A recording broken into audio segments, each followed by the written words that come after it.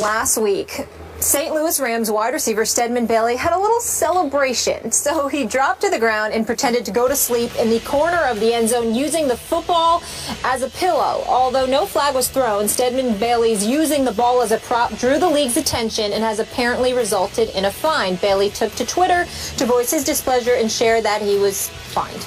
Bailey tweeting this and later deleting, hashtag NFL fine suck. I meant no harm by what I did. Shaking my head. Stephen A., should end zone celebrations be allowed? Yeah, it should. I think anything excessive is harmful, and I think anything excessive shouldn't be allowed.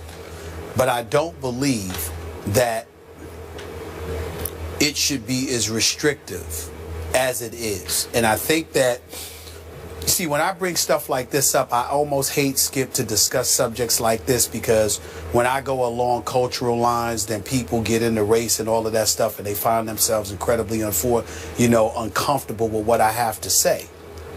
But I'm going to speak truth.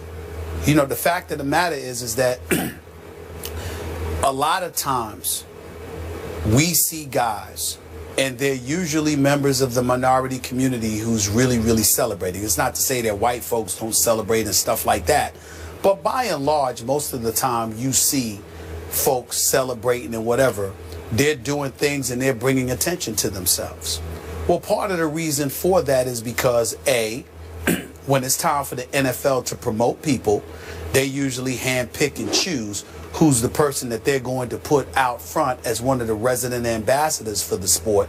So when guys have an opportunity to market themselves where folks on Madison Avenue can take notice who don't necessarily need the permission of the NFL in order to promote a particular athlete, it gives an athlete an opportunity to bring some shine and attention to themselves and ultimately capitalize off of it. So we understand that element. The other element, Skip, Molly, is this. It's amazing, whether it be on the collegiate level or beyond, how we pluck individuals from these community, deprived, desolate, impoverished, obviously devoid of acceptance, of love, affection, of recognition in a lot of instances, and find themselves in a position where they get to just exhale and express themselves. And yet, when people feel it gets out of hand, you all of a sudden implement and incorporate rules and regulations that ultimately eradicate all of it, as opposed to simply saying to them, calm down. There's no reason to pull a Sharpie out of your socks or whatever and write on a football. No, there's no reason for T.O. to run to the star of the Dallas Cowboys and, and just celebrate himself, knowing that that could incite violence from the Dallas Cowboys beyond actually playing on the football field. But if you're doing, if you're imitating prime time, if you're celebrating in the end zone and doing a little quick dance or whatever the case may be when you score a touchdown, what's the harm in that? I, for one, get disgusted when I see anybody celebrating before getting into the end zone, because I see a guy celebrating a first down and then the very next play there's a fumble or an interception that occurs, because that says to me you're celebrating prematurely because the job wasn't finished. But if it's a tight game and you get into the end zone, or, and you decide to celebrate, as long as it's not excessive, I don't see any problem with it. And I do understand that it's open to interpretation as to what is excessive and what is not. But you got guys that sit up there and they spike the ball and they do a little dance. And in one arena with Martellus Bennett celebrating when Jay Cutler threw him that touchdown pass, there's no penalty. And in another stadium, a particular referee says, no, that's a penalty. I don't understand stuff like that. And I think that we can exercise common sense and understand when something is a celebration of what you accomplished as opposed to sticking it in somebody's face. I can understand us policing, antagonizing an opponent and bloviating in his face in a disrespectful fashion. That should always be penalized. But if you're celebrating something that you accomplished and your team accomplished, and it's relatively quick and devoid of excessive behavior, I see no problem with it whatsoever. And the fact that that that is a problem to some doesn't speak to the celebration to me. It speaks to the level of institutional control leagues are hell-bent on acquiring and maintaining. And I think that speaks to a bigger issue that nobody wants to talk about, which is control, and that turns me off. Stephen A., real quick before we get Skip's take on this, do you deem what Stedman Bailey did, taking the nap, sleeping on the job, as excessive? No, because it was really quick. Okay. Because it was really quick, and he stayed there for more than a couple of seconds, maybe. But it was really quick, and he got right up. I don't see a problem with it. Perfect. Just want to be clear on that, Skip. Let me address your original point, and I appreciate you bringing it up, because it plays in our conversation here. I appreciate let's just say I'm sensitive to the potential racial undertones of a rule like this, the cultural, if you will, undertones of a rule like this. I get all that. But my question back to you is the NFL not as popular as ever? It is. It seems to gain popularity by the weekend, by the Sunday and the Monday night. And you can call me old school. This isn't about anything racial or cultural. It's about the NFL, the owners, protecting the most important product that they have, and that is the game itself. And look, I'll be the first to admit that I was there the night T.O. signed the football with the Sharpie and took it to the box. It's entertaining, and this has to be entertainment. I get all that. I love what Chad Johnson, I guess he was Chad Ochocinco at that point, used to do with his river dancing and his using the pylon as a putter, putt the football. I get all that, and it made me chuckle.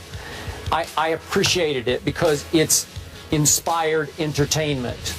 And Chad's a gifted entertainer to me. But Stephen A., you cannot throw open this Pandora's box, because it would ultimately start to threaten the game. Because you say you're forcing the referees to gauge, did that go on too long, and be subjective about it. Should we throw a flag on that one because he only slept on the football for like 24 seconds? Or did he go too far? What happens is when you throw this open and you have no rules against celebrating, then what happens is you risk that players start to upstage the game of football with over-the-top, can you top this, choreographed, rehearsed skits. That's what Chad was getting to. He was trying to top himself. How do I outdo myself? And he said he would stand in front of the mirror and practice the skit.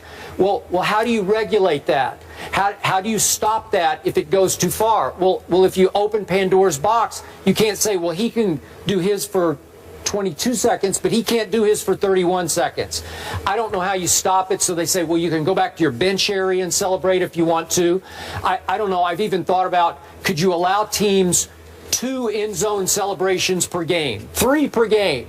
I don't know. You just can't regulate it, Stephen A. And the game is great without it. It's entertaining enough without it. Would it add a little icing to the greatest cake in the world? I guess you could say that it would, but it's no shot at the players who are more prone to celebrate than other players. Well, Skip, I think that you're missing my point. In no way am I saying that the rule itself, these rules itself, was implemented and directed, towards minorities playing in the game. That's not what I'm saying. Okay. What I'm saying is that indiscriminately, it has an effect on a particular culture of individuals because they're the ones primarily doing it.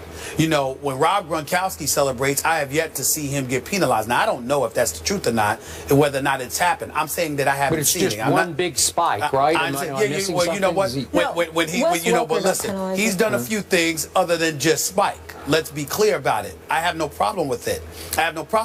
But we also have to recognize this. I'm tired of hearing the argument that the NFL is number one, that it's more popular than anything is an excuse. We want to protect it. Well, Skip, what helped make the game popular? First of all, I don't think it would be as popular if there were 82 games a year. Okay? It's the fact that it's 16. It's the fact that it's 17 weeks in the season. It's the fact that it's every Sunday. It's an event. every week rather, whether it's Thursday, Sunday, or Monday. It's an event. And so because of it, that contributes to it. But I remember Billy White Shoes Johnson. I remember primetime Deion Sanders. I didn't think that they hurt the game. I thought they helped elevate the popularity of the game. And even in this day and age, I don't think the calls against celebrations are consistent. I just highlighted how Martellus Bennett wasn't penalized, but a couple of other guys, I don't recall which ones, but I remember watching them this weekend, they were penalized. I'm simply pointing out there's no consistency, there's no rhyme or reason to it. It seems to be at the discretion of the official, depending on which stadium you're in on a particular Sunday, Monday, or Thursday. And I'm saying that it's a problem for me. I think we all understand nobody's condoning excessive behavior. But I think the fact that they're so stringent with some of these rules, every time we turn around, it's a new rule. And that's why you have players, primarily of minority descent, that come at it and say, you've heard guys, and I think this is utterly ridiculous, please don't get me wrong, but you hear guys alluding to slavery and all of this other stuff. And of course that's excessive, because we certainly can't accuse them of experiencing that. It's an insult, to folks who actually did experience slavery to be saying such nonsense like that. The flip side to it, however, is that it does highlight and illuminate how disgusted they are by the proverbial straps they feel are suffocating them, because every little thing is dissected and there are rules consistently implemented to restrict their expression, and everybody ain't the same, and we don't seem to embrace that at our discretion, and it usually works against them and not for them. And I understand and empathize with that argument, because I do think that sometimes it's applicable. So the league just needs to calm down. We know what excessive is. Penalize that. But outside of that, pump the brakes and relax and stop acting like you're inhuman. You know what's excessive and what's not. If it's not excessive, calm down. That's all I'm saying. Fair enough. We got to go to break here now, and we're going to move on and talk about the Dallas Cowboys. Are they done? Well, our former Cowboy, Darren Woodson, is in the house, and we're going to get into that subject with him coming up next.